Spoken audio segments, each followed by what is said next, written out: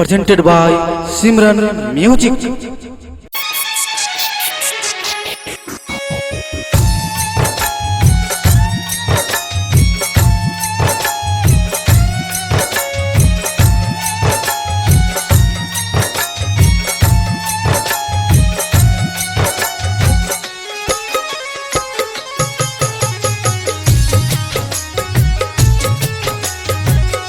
हमसे ये सारे बंधन नातों को तोड़ के, हमसे ये सारे बंधन नातों को तोड़ के चल दी मैया कहाँ बेटा को छोड़ के, चल दी मैया कहाँ बेटा को छोड़ के।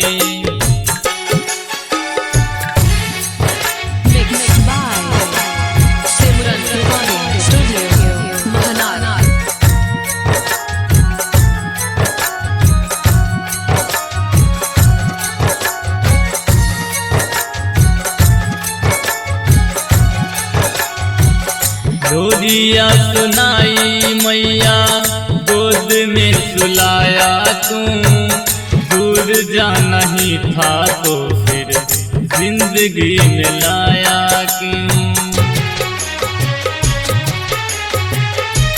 रोदिया सुनाई मैया गोद में सुलाया तू, दूर जाना ही था तो फिर जिंदगी में आया क्यों।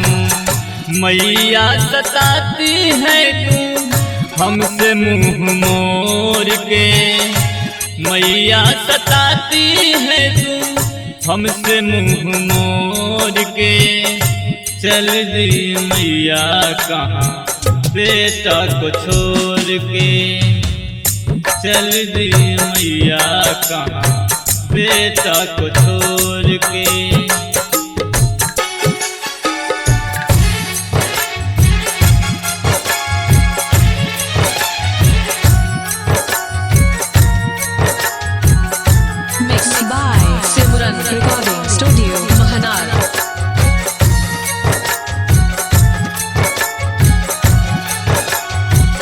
बेटा वाली रिश्ता मैया तू ही बुलाया है, रवि मन संतोष को तूने रुलाया है।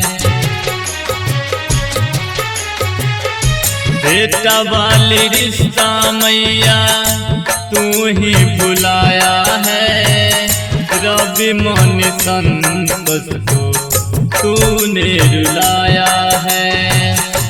मैया सताती है तू हमसे मुंह मोड़ के, मैया सताती है तू हमसे मुंह मोड़ के चल दिए मैया कहाँ बेटा को छोड़ के, चल दिए मैया कहाँ बेटा को छोड़ के।